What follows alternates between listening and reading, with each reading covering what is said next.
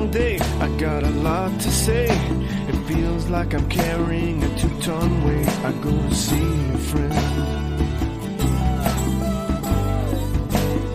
Hello, I'm Msgr Patrick Winslow.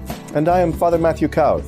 And we are speaking from the Rooftop, A podcast brought to you by 10 Books, in which we invite you to join our conversation out here in the open air, where we look out upon the world around us from the rooftop of the church and share with you what we see. Makes me wanna scream from the rooftop to the screen till I know I... Hello, Father Winslow. Well, hello. It's almost like we just spoke. Almost as if. Oh, picking we're up always the a phone thread. call away. Picking up the thread. Mm-hmm. And where shall we go today? Well, I think the new year is on the horizon. So, oftentimes we start thinking about, in that octave of Christmas, about New Year's resolutions. We think about, obviously, the Feast of Mary, Mother of God, and of course the Christmas feast, right? You have John the Evangelist, you have St. Stephen, the Holy Innocents. The Holy Family, Mary, Mother of God. I mean, there's a lot going on. Yes. And then you have a Christmas season beyond the octave, and most people are taking down all of their Christmas gear at New Year's Day.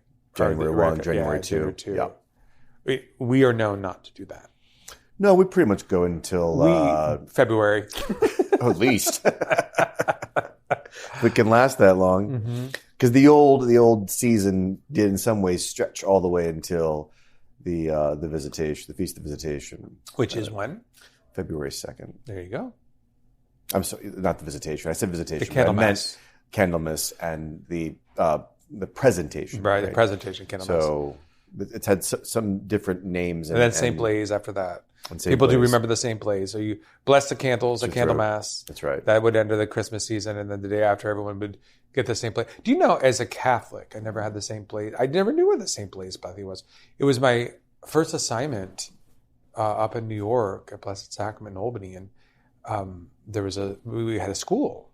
I assume it's still there, and the Feast of St. Blaise came along, and I was supposed to go over to the school and bless throats. And I was like, bless what? Bless the coats. Why am I blessing throats? You had never, even in seminary. No. Says what kind of place you might have attended. What did I know? You never had your throat blessed. Did they do it? A Catholic. Did they do it in the seminary? Maybe they did do it. I just remember. At minimum, I remember thinking as a Blessed Sacrament. Boy, when I was a kid, this never happened. At minimum, I thought maybe it might have been a surprise. But maybe we did do it in the seminary.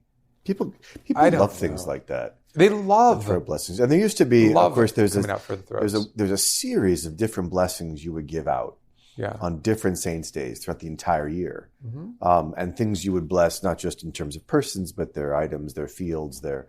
That has been similarly lost, which we're trying to recapture at the seminary. I'm trying to put these things on the calendar. Because all we have left is Blaze. And people, that's true.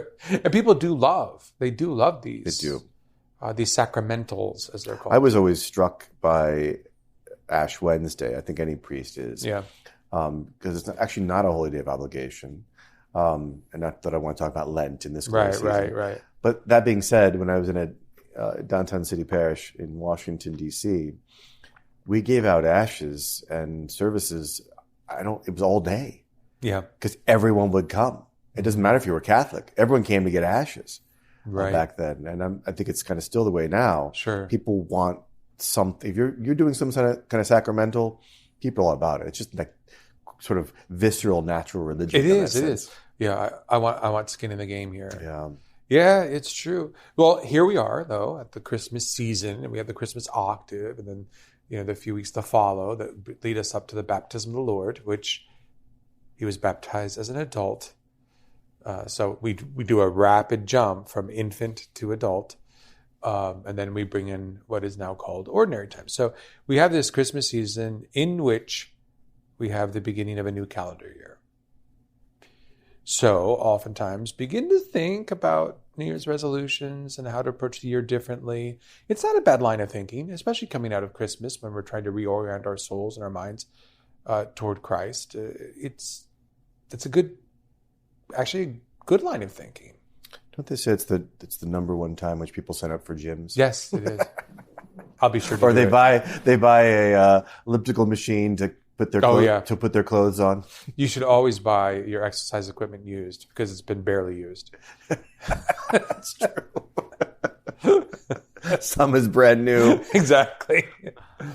Oh, heavens. Well, so have you come up with something that you're going to do? Is that what you're hinting at here? No, I'm just trying to get into the mindset. I can give you things I think would help your life. I'm sure you always have. And what do I do with good advice? I pass it along so it doesn't get wasted. That's true.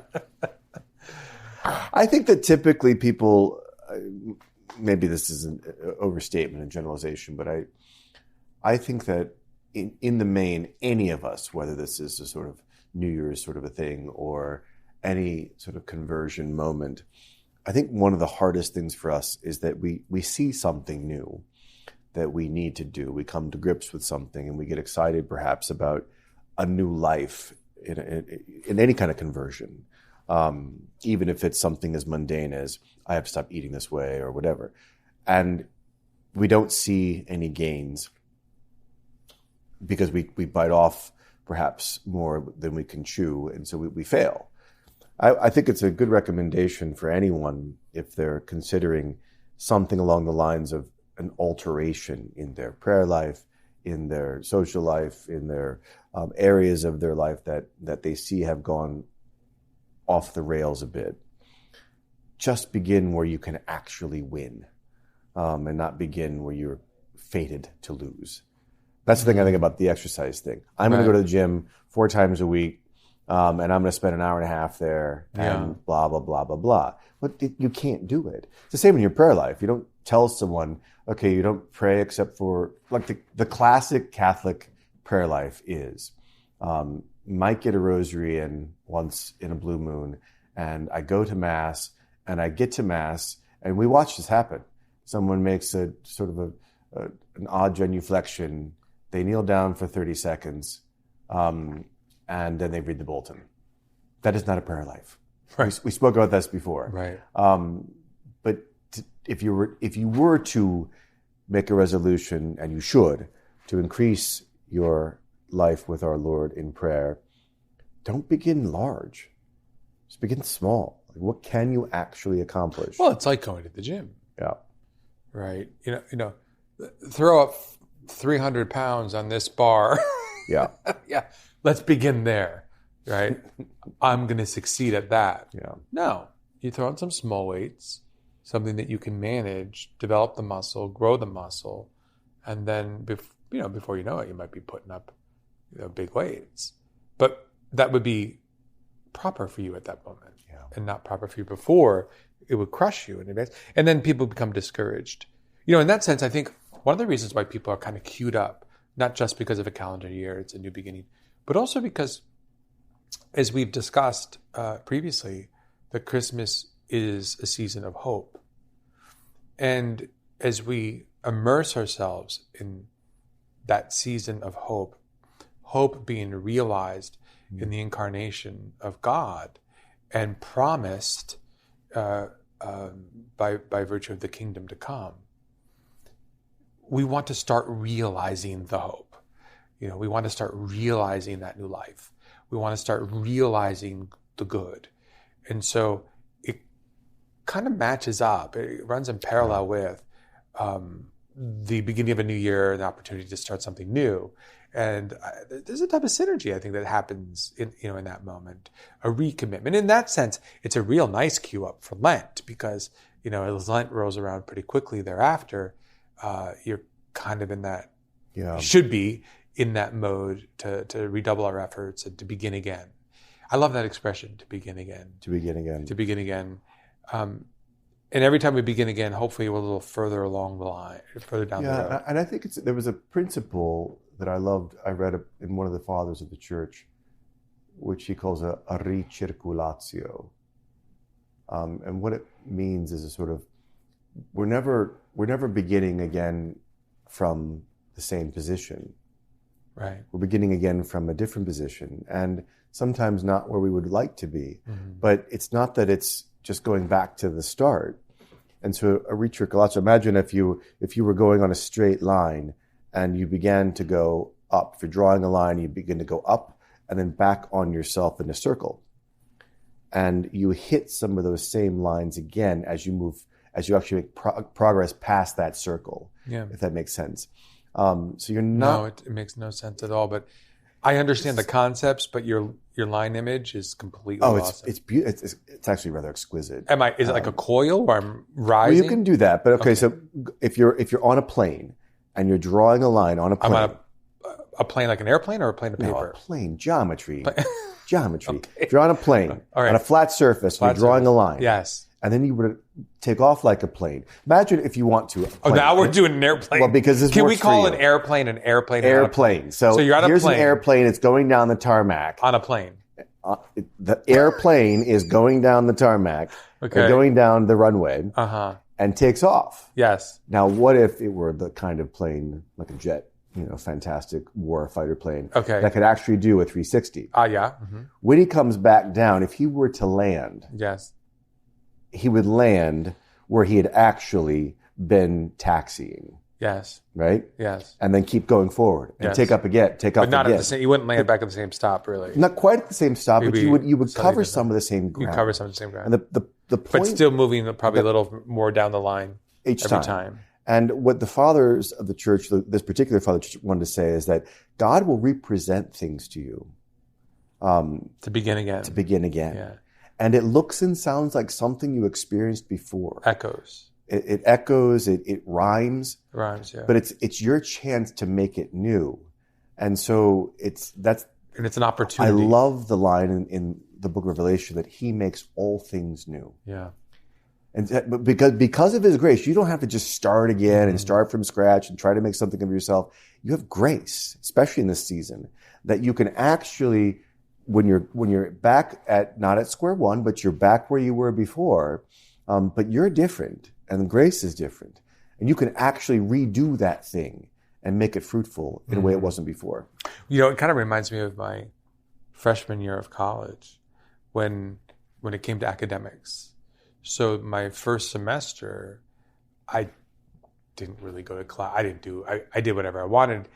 Classes were just kind of there. The result was a 1.7 GPA. That was the result.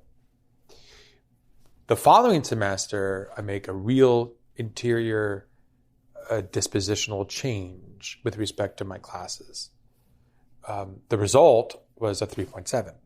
So it was just a quantum leap, a real dispositional interior change. But the thing is, I remember before the first semester, exam time was fraught with anxiety and frustration and disappointment.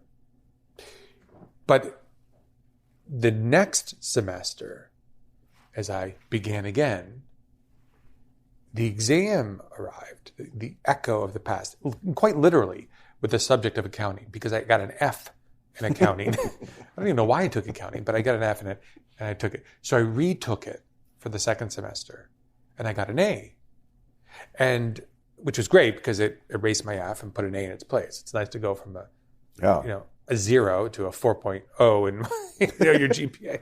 But I looked when the exam came around, whether it was that or calculus, because I was taking calculus at the time, I was excited about it because it was an echo of the past, but this time I was prepared and I wanted to rise to the occasion. You got a new chance. I wanted that. I mean, it was actually kind of pregnant with joy and gratitude. It was different. I realize we're just talking about a test, but if you take that parallel and apply it to life, these, as you say, these rhymes, these echoes, these circular motions of going back, as we grow and that circumstance comes around again, we're thrilled. It's not going to be that way again. It's going to be different this time. And I see the Lord, at least in my own life, I'm sure you do too, taking my past where there were failures and sins and things of that nature. And you don't just want to look back and say, well, there's nothing I can do about it now. Right. It's the beautiful thing about Catholics and repentance. I actually can do something about it, both in terms of the effects that those sins have caused, which we call classically temporal punishment due to sin, the things that every sin I've ever had committed affects everything on some level. This is Dostoevsky's being responsible for the whole world kind of thing. But even more than that, if I ask for it, and even if I don't ask for it in many ways, God's grace can actually give me a new opportunity to take what I didn't do before, to learn, as you did with your exam, and say, now use what you know. Right. And here's the power to be able to do it. And that just brings new life into your life in a way that it never did before. It glorifies the wounds of the past. It's incredible. Incredible. Yeah, and it brings since good you've of it. sinned so much against me, I'll be looking for resolutions in the new year. And I'll give you new opportunities to be able to make up for those. Well, that's an interesting way to see it. I recommend to you that you find a new way of looking at reality. I'm just trying to be generous with the opportunities. Yeah, right.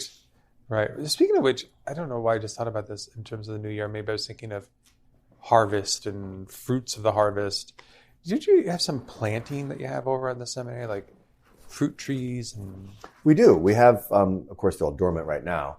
And they've been in the ground for like a year or two, right? Yeah, they're doing well. We have apples and pears and all kinds of nuts. The interesting thing about planting nut trees is that I actually won't see them.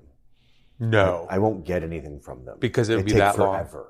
They take forever. And to do something like that for people that you don't know, I just love that about the church, right?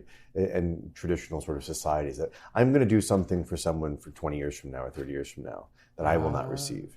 We have all kinds of different fruit trees going up. So what kind of nuts did you plant? Well, there was a pecan tree. Really? And there's several other different kinds of nuts. Some that you would want at table. Sure. Others that we would probably just use to feed the deer, kind of a thing, almost as a deterrent. Some of our fruit trees are high value fruit trees for deer, so lest to keep them away. Keep them away by their means. And I'm not even sure they're going to eat these nuts, but that's what I was told. I've never seen deer eat But nuts. the fruit Probably trees, squirrels eat them. Have they started to bear fruit? A couple of the trees have. So we have the obvious mulberry tree. It just took off like gangbusters. Is that right? I think a huge fast. Mulberry. What's a mulberry look like? Is that like a blackberry? Yeah, a bit like that. And so then we have. Do they taste similar? Sort of. And then we have the fig trees all did well this year. Did they? Yeah. So we had a nice harvest of figs. Gosh, remember we had the fig tree over at St. Thomas? The raccoons. What did you call it? A Dairy Queen for the raccoons. Yeah, well, that's true. Because did I ever tell you? I think I told you about that. I was at the rectory by myself one time, and it was at night. I don't know where you were, but it was a stormy, stormy night. And in this rectory where Father Winslow and I lived, we had this sort of porch, and it was a glassed-in porch, but it was like surrounded by windows, really. Like a sunroom. And the fig tree was at one end of that, and it just was gargantuan. You called it something like... It was hitting the windows. So it was huge. The thing was out of control. And it would have hundreds of figs on it every year. And oftentimes in North Carolina, figs can produce twice. And so it was a feeding trough for all kinds of animals. And we didn't really eat them or harvest them. It just got in the way. Well, and certainly they never had an opportunity to ripen for the reason for which we were about to explain. It's a dark and stormy night. Right? And all of a sudden, a lightning flash hits. And lightning flash, I saw something in the fig tree. So I went over to the window, and I'm staring, but it's so dark out. I couldn't see anything. The next lightning that hits, I'm face to face between a pane of glass between me and a raccoon. We're staring at each other, which is a little freaky. But we both just stood there, staring at each other. And it really is just kind of nose to nose on the glass. So we were probably 2 inches away from each other. And eventually he got disinterested in me, which I can understand. And went for the figs? So he grabbed a fig sort of leisurely, gingerly, and ate it in front of me like, you can't do anything about this. Yeah, exactly. And then I saw him crawl off very gracefully the tree. I'm like, okay, well, that was a really interesting encounter. Went back to my chair and was reading a book, and another flash of light, and I saw him back in the tree. But this time, he was with 7 of his friends.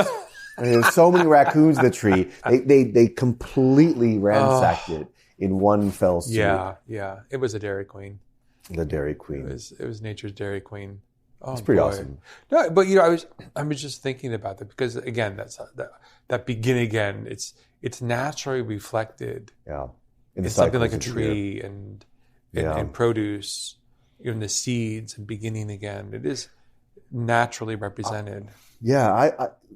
I feel like a bit of a farmer now because I have some land and I love farming. I grew up on a farm until I was 6, and I'm not very good at it.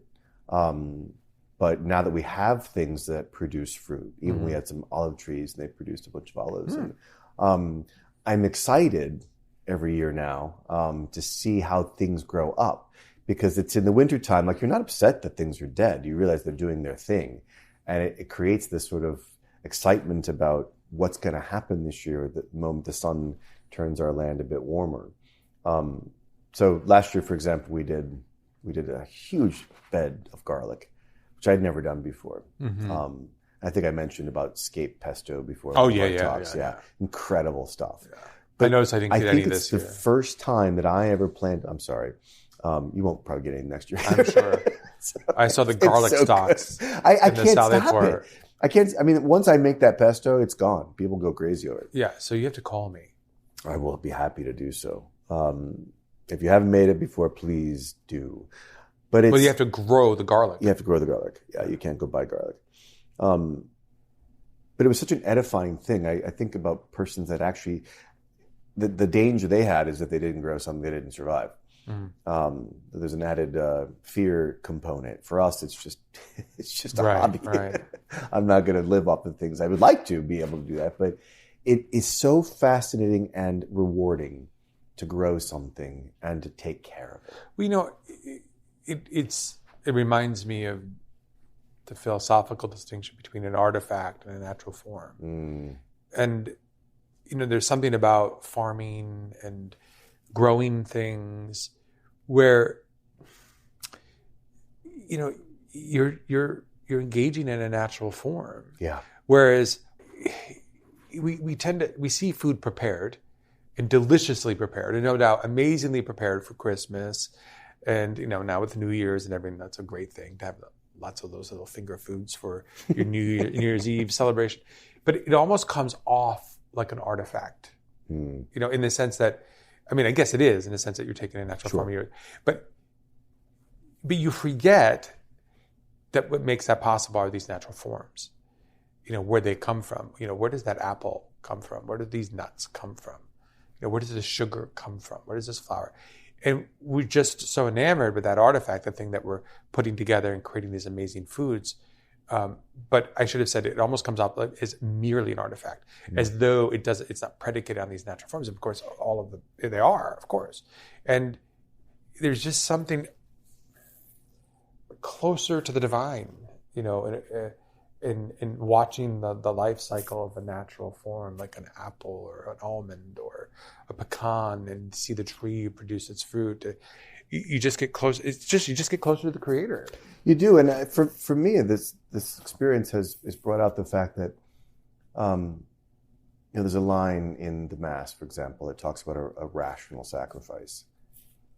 Because we're all sort of natural priests, and creation cannot offer itself up to God in a knowing fashion. It can't know that it's doing it. It can't, therefore, will to do it.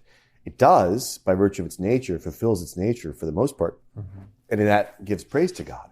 But when you and I walk around and check on the pecan tree and assist the growing of the apple tree, or that's all we're doing, trim and assist, but we actually are doing it rationally. Right. We're offering this thing up and assisting it to be what it needs to be, and sometimes even making it better than it is, oftentimes actually, on its own. And so our artifice, in a sense, the work of human hands, is in accordance with its nature, right, to raise it up. And that was the whole Tolkien thing about the sort of quote unquote magic of the elves, was to make things more what they were, to raise them up to a higher level, to take a grape and make it the perfect grape, and not just let it go into like a fallow field. And you have that sense that I'm caring for something, and with rationality, with the way God has made this thing to be, using my own rationality for whatever the failures of the grape, it's the a true tree, the apple tree, cooperation. Yeah. Now you really feel like you're a bit of a steward. And of course, what did Adam do? He put him in a garden. Of course, put him in a garden and said, "Take care of the garden." Exactly, as someone who's cooperating, with the Creator, it's really extraordinary. Yeah, truly. So before we go, yes, do you have a New Year's resolution? Oh boy. There's always the usual stuff of revolve around health and redoubling your efforts and those. And it's actually a better time to do it than Lent, right? Because Lent really ought to be spiritually rooted. It's if you're going to do the sacrifices that have the kickbacks like better health and exercise, do them as New Year's resolutions primarily. Don't hijack Lent for your weight goals. Exactly. Don't hijack Lent for that. Or as Father Winslow will no doubt tell you as we approach it, don't do penances that make everyone else miserable. That's right, exactly. Because you're completely ruining it. You're not going to get any spiritual dividends because of the harm you're introducing to the world.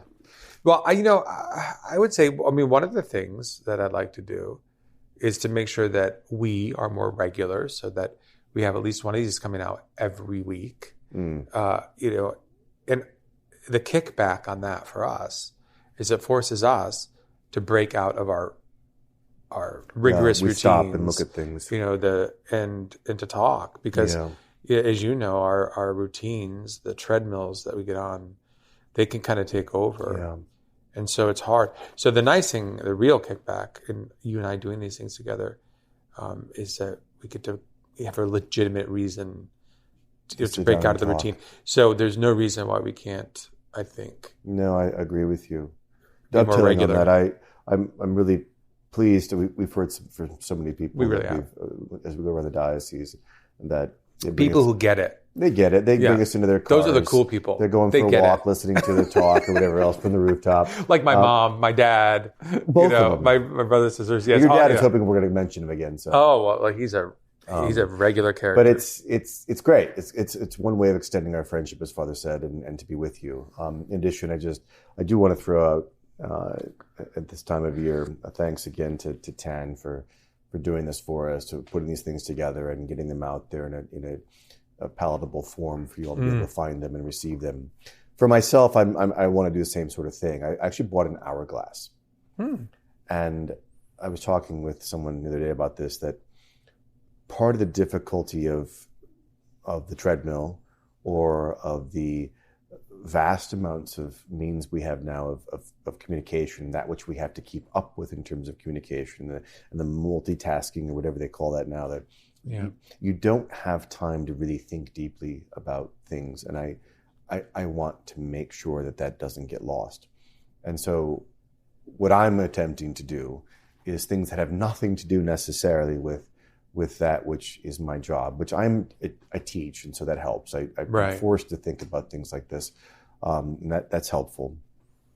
And every priest on some level is a teacher. You're always teaching too, even if it's a different topic. But I want to have an hour. I think it takes an hour to really stare at something.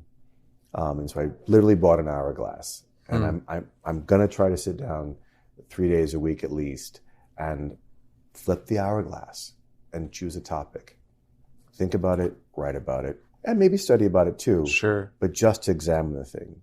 I find those moments to be the most fruitful when I do them in prayer, but also when I just do them as a for example, if I got a talk coming up about a different topic. I love doing that, sitting down and saying, let me just, before I study and everything else, I've studied enough, let me just stare at this thing for a little bit. The intellectual life is so important to the spiritual life. And I think it takes an hour before you have really deep, considered thoughts about something. Well, maybe someday. Maybe for me it takes an hour. I was going to say, maybe someday you'll get up to my level and you can knock it out in 5 minutes. There you go. Well, God bless you all. Have a blessed rest of the Christmas season. Absolutely. We'll see you in the new year. Talk to you soon. Makes me wanna scream from the rooftop to the screen.